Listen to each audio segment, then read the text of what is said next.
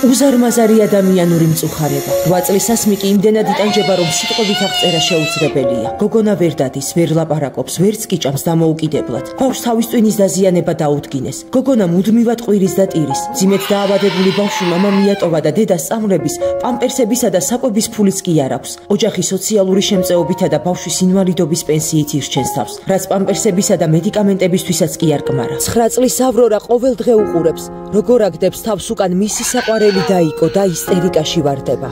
გოგონა საკუთარი თვალით ხედავს, როგორ იტანჯება ასმიკი. ახლა ორივე ბავშვი ავადაა, სიცხი აქვთ, საწყალდედას კი წამლის ფულიც კი არ აქვს. ნუ დააყოვნებთ, ნუ ასქროლავთ.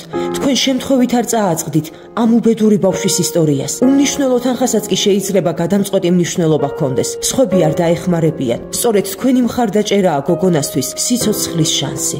გადარიცხეთ ნებისმიერი თანხა ჩერნოვეცკის ფონდის ოფიციალური საიტის მეშვეობით.